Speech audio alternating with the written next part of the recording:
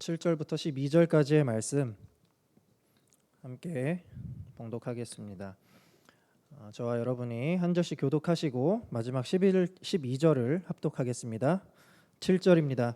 만군의 여호와가 이르노라 너희 조상들의 날로부터 너희가 나의 규례를 떠나 지키지 아니하였도다. 그런즉 내게로 돌아오라. 그리하면 나도 너희에게로 돌아가리라 하였더니 너희가 이르기를 우리가 어떻게 하여야 돌아가리까 하는도다.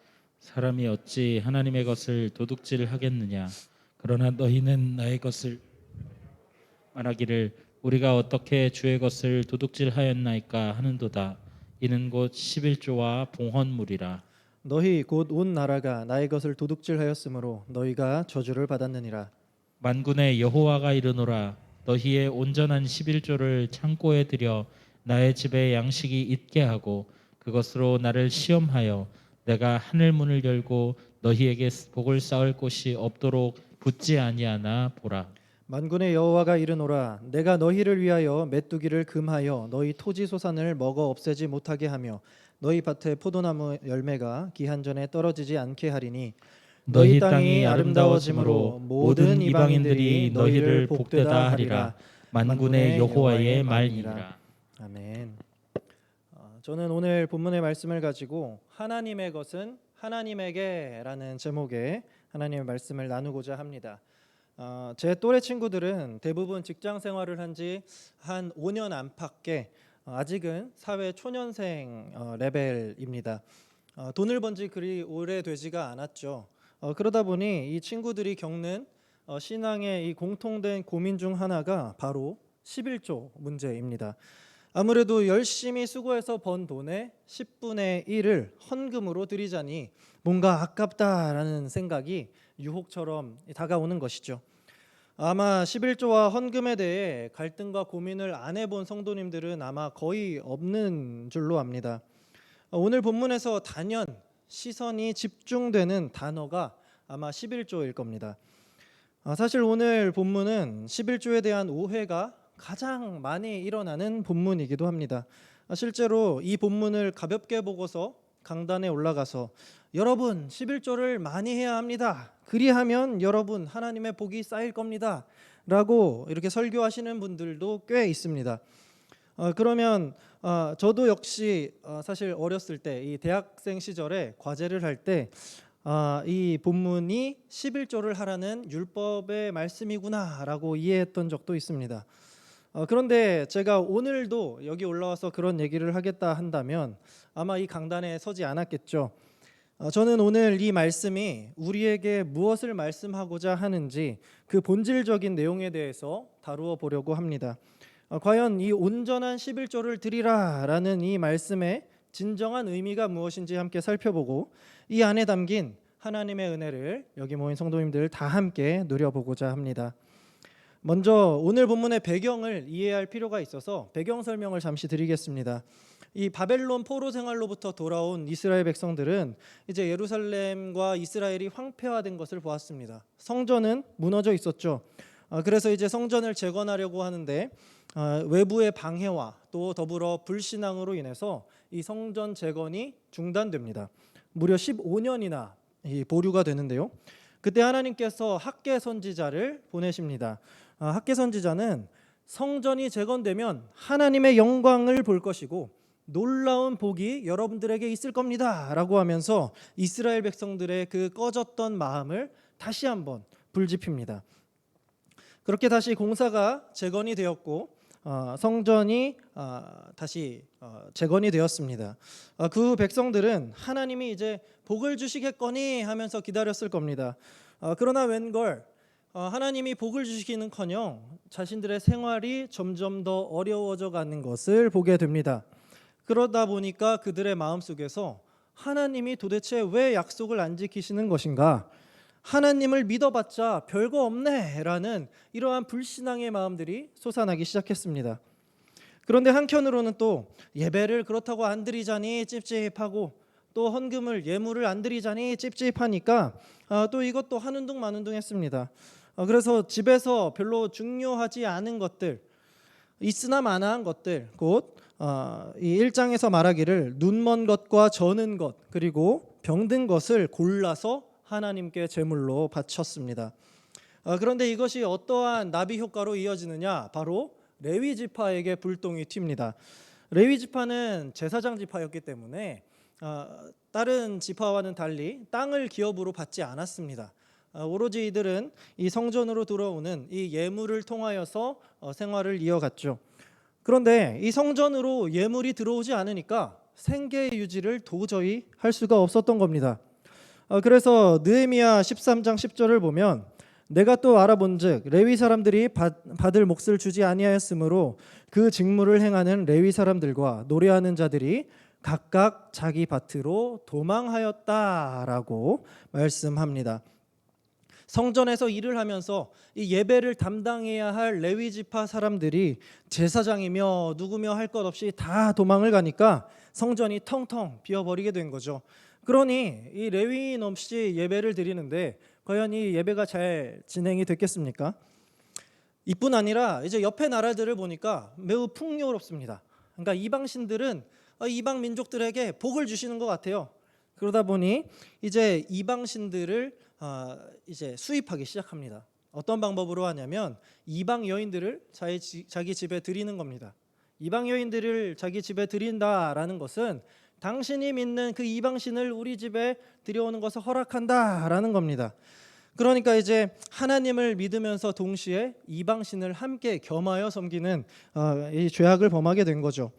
그렇게 신앙의 타락은 가속화되고 맙니다. 이러한 신앙의 타락은 이스라엘 공동체 전반으로 확대가 되었고요. 그야말로 이 이스라엘의 이 신앙 상태는 최악의 이 침체기였던 겁니다. 바로 이러한 상황에서 하나님께서 오늘 이 본문의 말씀을 이스라엘에게 주시는 겁니다. 이 배경이 이제 이해가 되시겠죠? 이제 이 본문으로 돌아와서 말라기 3장 7절 말씀을 보시면 이 전반부를 보면 만군의 여호와가 이르노라 너희 조상들의 날로부터 너희가 나의 규례를 떠나 지키지 아니하였도다. 그런즉 내게로 돌아오라. 그리하면 나도 너희에게 돌아가리라. 하나님께서 이렇게 말씀하셨습니다. 내게로 돌아오라. 이 말씀은 그들의 신앙의 방향, 이 우상을 향했던 이 하나님을 떠났던 그들의 신앙의 방향을 다시금 나에게 돌이켜라 라고 하나님께서 말씀하시는 겁니다. 그런데 이미 이 죄에 잠식당한 타락한 이스라엘 백성들은 이 말씀을 듣고 이렇게 받아칩니다. 7절 하반절인데요. 너희가 이르기를 우리가 어떻게 하여야 돌아가리이까 하는도다. 이 말씀은 아니 하나님 우리가 어떻게 하면 하나님께로 돌아갈 수 있나요? 라고 정중하게 물어보는 것이 아닙니다. 적반하장도 유분수다라는 말씀 다들 아시죠? 이게 딱 그 본문입니다. 그러니까 이스라엘 백성들은 하나님께 돌이키는 방법을 물어본 게 아니라 아니 하나님 장난하십니까? 우리가 지금 예배도 잘 드렸고 헌금도 제때제때 잘 냈는데 왜 우리 보고 하나님께 돌아오라고 하시는 겁니까? 라고 하나님께 따지고 드는 겁니다. 자기 죄도 모르고 오히려 하나님께 대드는 이러한 적반하장을 보인 것이죠. 그래서 하나님께서 이들의 머리를 한 대 뻥 하고 치시기 위해서 꺼내놓으신 카드가 바로 이 11조의 말씀입니다. 우리 8절부터 10절까지의 말씀을 다 함께 봉독하시겠습니다. 시작. 사람이 어찌 하나님의 것을 도둑질하겠느냐. 그러나 너희는 나의 것을 도둑질하고도 말하기를 우리가 어떻게 주의 것을 도둑질하였나이까 하는도다. 이는 곧 11조와 봉헌물이라. 너희 곧 온 나라가 나의 것을 도둑질하였으므로 너희가 저주를 받았느니라. 만군의 여호와가 이르노라 너희의 온전한 11조를 창고에 들여 나의 집에 양식이 있게 하고 그것으로 나를 시험하여 내가 하늘 문을 열고 너희에게 복을 쌓을 곳이 없도록 붙지 아니하나 보라. 아멘. 이 말씀을 문자적으로만 보면 야 이 11조 도둑놈들아 얼른 11조 내놓아라 라고 하는 말씀으로 볼 수 있습니다. 그러나 이 말씀의 골자는 이겁니다. 이 도둑놈들아 너희가 최소한 이 기본적인 11조라도 좀 잘 지켜보고 나서 나에게 돌아올지 말지를 얘기해라. 너네가 11조를 잘 해봐라. 내가 너희에게 넘치는 복을 주지 않겠느냐. 우리가 보통 시원한 음료수를 이 더운 날에 마시면 어떻게 말합니까? 시원하다라고 하죠. 그런데 이 겨울철에 뜨끈한 오뎅 국물을 먹을 때에도 시원하다라고 말합니다. 같은 말이지만 그 의미가 분명히 다르죠. 지금 하나님의 말씀이 딱 그겁니다. 11조를 하면 복을 주겠다 이게 아니라 너희의 삶을 좀 돌이켜봐라, 나를 제대로 바라봐라 라고 하는 것이 이 말씀의 초점입니다. 그런데요, 왜 하나님은 굳이 이스라엘을 돌이키게 하는 데에 이 11조라는 카드를 꺼내셨을까요? 왜 그들을 돌이키게 하는 데에 이 11조가 도대체 뭐길래 하나님께서 이렇게 말씀하신 걸까요? 이 하나님의 의도를 알려면 11조의 의미를 제대로 파악해야겠죠. 그러려면 우리가 이 성경에 최초로 등장하는 이 11조, 바로 아브라함이 드린 11조에 대해서 살펴볼 필요가 있습니다. 이것을 읽기 전에 제가 한 번 더 배경 설명을 해드리겠습니다. 이 아브라함이 이제 룻과 갈라진 이후 이제 아브라함이 메소포타미아 연합군과 전쟁을 치른 적이 있습니다. 이때 아브라함은 잘 훈련된 300명의 자기 병사들을 이끌고 공격을 가서 대승리를 거두게 되죠. 그야말로 엄청난 전리품을 획득해서 돌아오게 됩니다. 승리를 했으니 이때 아브라함은 굉장히 의기양양했을 것입니다. 그때 승리한 아브라함 앞에 누가 나타나느냐? 소돔 왕과 또 살렘 왕 멜기세덱이 나타납니다. 그런데 여기서 살렘 왕 멜기세덱의 말이 굉장히 흥미롭습니다. 창세기 14장 18절과 19절 말씀 우리 화면을 보시고 다 함께 읽어보도록 하겠습니다. 시작. 살렘 왕 멜기세덱이 떡과 포도주를 가지고 나왔으니 그는 지극히 높으신 하나님의 제사장이었더라. 그가 아브라함에게 축복하여 이르되 천지의 주제이시오 지극히 높으신 하나님이여 아브라함에게 복을 주옵소서. 아멘. 먼저 멜기세덱은 승리한 아브라함이 아니라 하나님을 높입니다. 이게 무슨 말이냐면 지금 전쟁의 승리로 이 어깨에 뽕이 이만큼 올라간 아브라함에게 이 전쟁의 승리는 너의 승리가 아니라 하나님이 주신 승리다라는 것을 알려주는 겁니다. 그리고 나서 20절에서 이렇게 말합니다. 너희 대적을 내 손에 붙이신 지극히 높으신 하나님을 찬송할지로다 하매 아브라함이 그 얻은 것에서 10분의 1을 멜기세덱에게 주었더라. 하나님을 찬송하라.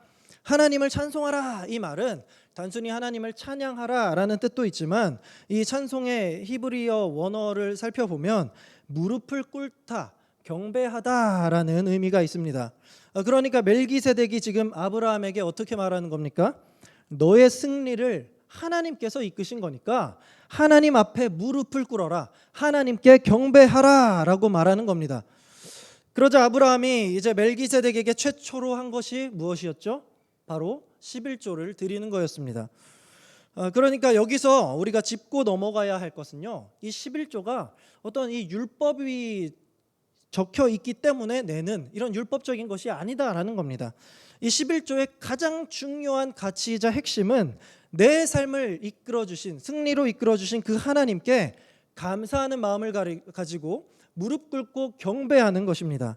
하나님을 향한 경배, 하나님을 향한 무릎 꿇음, 이것이 바로 11조를 드리는 우리의 진짜 의미입니다. 그러면 아브라함이 이제 11조를 멜기세덱에게 드렸다라는 것이 어떤 의미를 말하겠습니까? 이것을 이해하기 위해서 조금만 더 11조의 의미를 파헤쳐 보겠습니다. 여러분 만약에 월급으로 300만 원을 받았다고 합시다. 그러면 11조를 얼마를 내야 됩니까? 30만 원이죠. 10분의 1이기 때문입니다. 이 수학에 약하신 분들도 이 11조를 내는 때는 기가 막히게 칼같이 10분의 1을 계산해서 드립니다. 왠지 더 내면 손해 같거든요. 아마 이 기독교인의 대부분이 11조를 이렇게 계산적으로 산술적인 의미로 이해할 겁니다. 그러나 아브라함이 이 멜기세덱에게 드린 11조는요, 그냥 이 전체의 10분의 1, 전리품의 10분의 1을 그냥 드린 게 아닙니다. 이것은 바로 첫 번째 것을 의미합니다. 히브리 숫자에서 이 1이라는 첫 번째라는 것은요, 단순히 1도 있지만 전부, 전체 아니면 이 전체 중에 대표성을 의미합니다. 그러니까 이 11조를 드린다는 것은요, 그 안에 첫째로 앞서 본 것처럼 하나님께 무릎 꿇고 경배하는 것도 있지만 더 나아가 둘째로 이 모든 것을 주신 분이 하나님이시기 때문에 내가 나의 전부를 하나님께 드립니다. 그런 의미로 고백하는 마음으로 10의 첫 것을 드리는 것이 11조입니다. 11조를 이런 의미로 이해하지 못한다면 자꾸만 우리는 계산하게 됩니다. 10분의 1은 하나님이 가지시니까 10분의 9는 내가 가져야겠다. 완전히 내 거겠구나. 이러는 거죠. 그러면 우리가 그 10분의 9는 내 마음대로 흥청망청 내 욕심대로 써도 되는 걸까요? 아닙니다. 이 모든 것이 다 10이면 10 모든 것이 하나님께로부터 왔으니 10분의 1은 내가 그 고백의 의미로 하나님께 11조로 드리고 나머지 10분의 9도 하나님의 선하신 뜻대로 사용하겠습니다. 이렇게 고백하는 것이 11조를 드리는 성도의 진정한 고백입니다. 왜냐하면 우리는 그냥 이 세상의 흔한 사람들이 아니라 바로 하나님의 청지기이기 때문입니다. 이 청지기가 무슨 뜻입니까? 바로 맡은 자라는 의미입니다. 그러니까 우리는 우리의 삶에서 누리는 모든 것들이 다 내 것이 아니라 누구 거죠? 하나님께서 주신 것을 우리가 잠시 이 삶에서 맡는 사람이라는 겁니다. 그러면 한번 우리가 생각을 해보죠. 제가 이 영신교회 사역 중에 가장 특별하게 생각하는 여러 사역 중 하나가 바로 러브박스를 하는 겁니다. 우리의 물질들을 모아서 이 이웃들에게 이 필요한 이웃들을 구제하며 돕는 이것으로써 우리가 하나님의 사랑을 전달할 수 있기 때문입니다. 그런데요, 엄밀히 말하면요, 이 러브박스도 우리가 우리 이웃들을 돕는 것이 아닙니다. 왜냐하면 그 물질조차 하나님께서 우리에게 맡기신 하나님의 것이기 때문입니다. 그러니까 우리를 통해서 누가 돕는 거죠? 하나님이 이웃들을 도와가시는 겁니다. 이게 바로 우리가 교회 안에서 하는 구제의 핵심입니다. 하나님이 나에게 물질을 맡기셨으니 우리는 하나님께서 주신 것을 가지고 있다가 하나님의 뜻대로 이웃에게 나눠주고 세상에 흘려보내는 것, 이것이 11조 생활에 담긴 아주 중요한 개념이라고 할 수 있습니다. 그렇다면 이제 아까 아브라함에게 하나님께서 모든 것의 주인이시다라고 가르쳤던 사람, 그리고 아브라함이 11조를 낸 사람, 이 멜기세덱이 누구인지 알아야 오늘 본문의 진짜 의미를 우리가 깨달을 수가 있을 겁니다. 이 멜기세덱은 도대체 누구일까요? 히브리서, 이제 신약 성경으로 쭉 가면 히브리서 7장 1절과 2절이 그 힌트를 줍니다. 히브리서 저자가 이제 이 멜기세덱의 이름을 가지고 그 의미를 얘기해 주는데요. 제가 읽겠습니다. 이 멜기세덱은 살렘 왕이요 지극히 높으신 하나님의 제사장이라 여러 왕을 쳐서 죽이고 돌아오는 아브라함을 만나 복을 빈자라. 아브라함이 모든 것의 10분의 1을 그에게 나누어 주니라. 그 이름을 해석하면 먼저는 의의 왕이요 그 다음은 살렘 왕 곧 평강의 왕이요. 자, 여기서 멜기세덱이 먼저는 의의 왕, 그리고 다음으로는 살렘의 왕, 이 살렘을 샬롬으로 이해하시면 되겠습니다. 평강의 왕이다, 이렇게 해석했습니다. 자, 그런데 이스라엘 유대인들이 이 의의 왕, 평강의 왕이란 표현을 아무에게나 막 썼을까요? 아니죠. 누구에게 썼을까요? 바로 메시아, 그리스도에게 썼던 단어입니다. 그런데 여기서 이제 의의 왕, 그냥 의의 왕, 그냥 평강의 왕이라고 한 게 아니라 이 순서가 있죠. 먼저는 의의 왕, 그리고 다음으로 평강의 왕이다. 그러니까 이게 이 순서가요 굉장히 중요한데요. 왜 먼저 의의 왕이라고 했냐면 여기서 의는요 바로 우리의 죄에 대한 하나님의 공의를 말합니다. 그러니까 우리의 죄값을 지불하시는 하나님의 공의라는 거죠. 그 죄값으로 누가 죽으셨습니까? 바로 메시아 그리스도께서 죽으셨습니다. 그분이 죽으심으로 그분의 의가 세워졌고 그 의가 우리에게 전가가 되었죠. 그래서 이제 우리는 그리스도가 먼저는 의의 왕이다라고 하는 겁니다.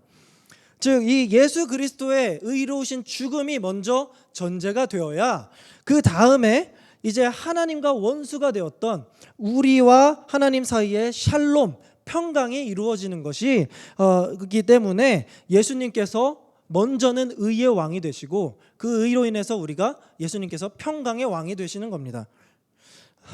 그러면 다시 이제 아브라함으로 돌아오겠습니다. 왔다 갔다 정신이 없을 수 있는데요. 자, 아브라함이 이제 최초로 11조를 드렸던 그 멜기세덱. 그럼 이 멜기세덱이 결국 누구를 의미합니까?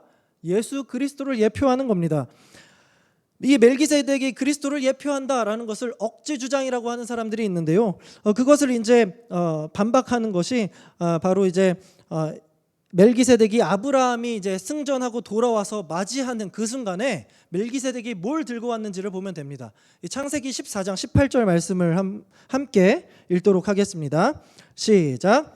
살렘 왕 멜기세덱이 떡과 포도주를 가지고 나왔으니 그는 지극히 높으신 하나님의 제사장이었더라. 아멘. 자, 멜기세덱이 뭘 가지고 나왔습니까? 바로 예수 그리스도를 예표하는 이 멜기세덱이 가지고 나온 것이 떡과 포도주입니다. 그럼 이제 무엇을 보여주는지 우리는 대충 알 수가 있죠. 바로 예수 그리스도께서 우리를 위하여 찢어주신 그 고난의 살과 그 흘리신 피가 바로 여기 있는 겁니다. 그러니까 여기서 의의 왕이다, 살렘의 왕, 평강의 왕이다라는 것은 예수 그리스도께서 오셔서 당신의 죽으심으로 인해 우리를 회복시키시고 구원하시는 것을 말하는 겁니다. 이제 이 히브리서 저자는요, 멜기세덱에 대해서 이제 의의 왕, 평강의 왕, 여기에 한 가지를 더 설명하는데요. 바로 이어지는 7장 3절의 말씀입니다. 하나님의 아들과 닮아서 항상 제사장으로 있느니라. 예수님을, 이 그리스도를, 멜기세덱을 뭐라고 말합니까? 항상 제사장이라고 말합니다. 항상 제사장으로 있다라는 것은 뭡니까?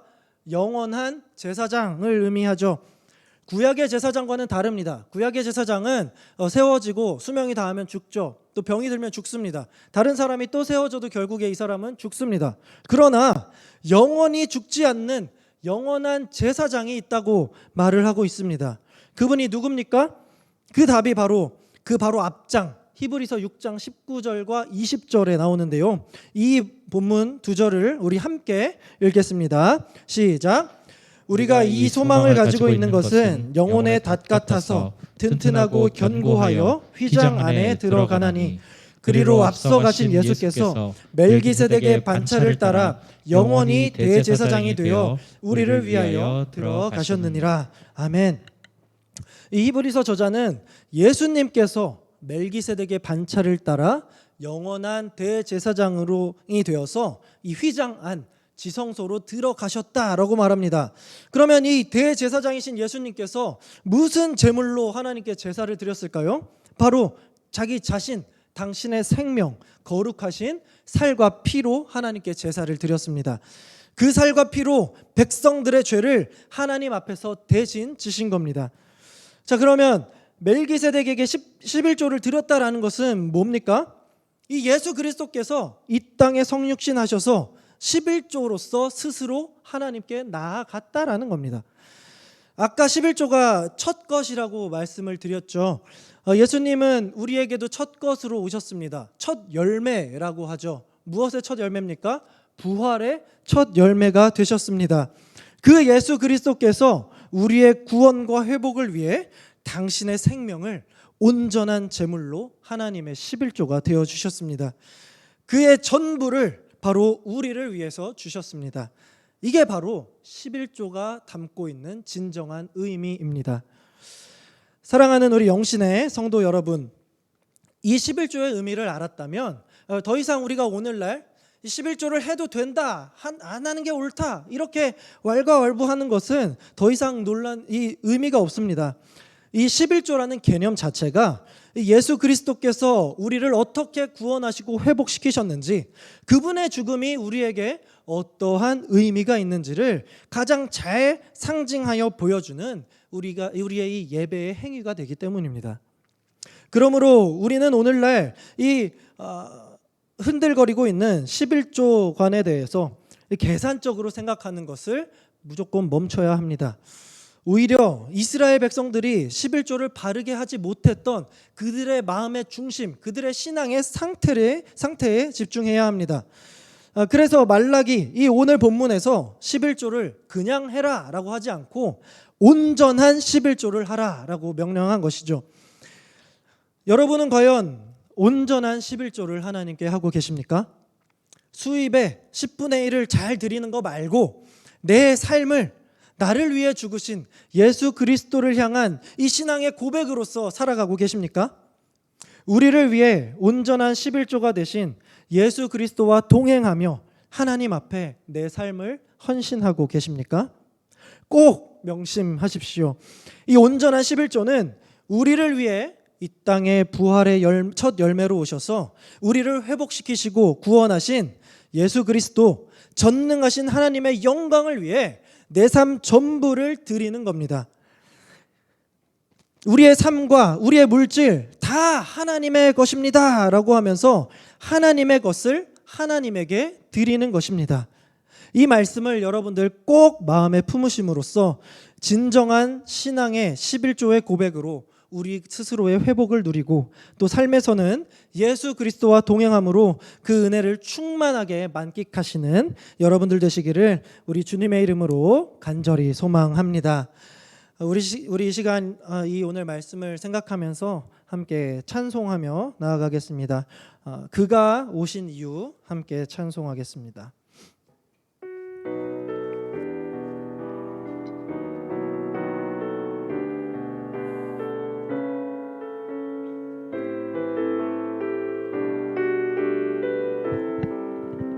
이 세상 가장 아름다운 순종의 눈물, 이 세상 가장 아름다운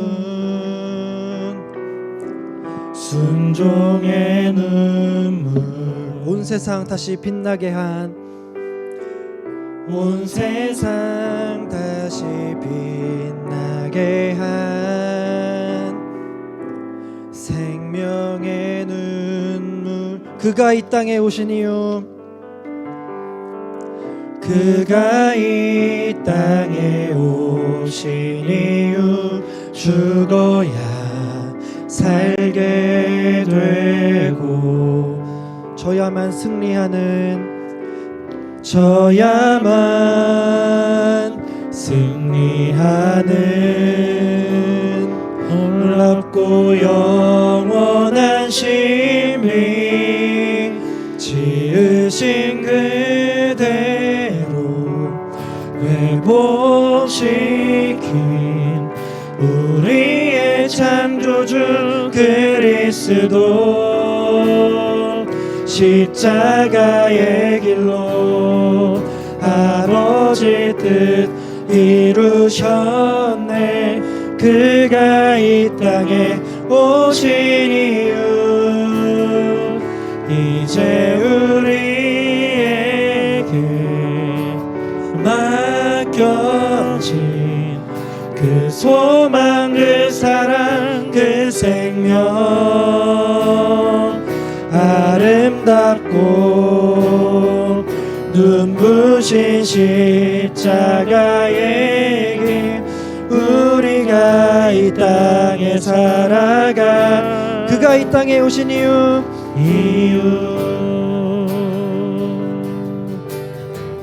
그가 이 땅에 오신 이유, 죽어야 살게 되고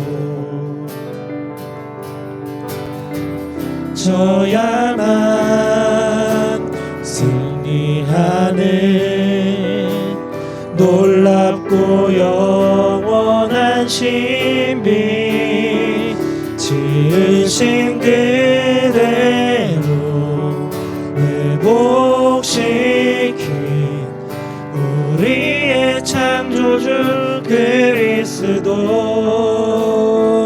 십자가의 길로 아버지 뜻 이루셨네. 그가 이 땅에 오신 이유, 이제 우리에게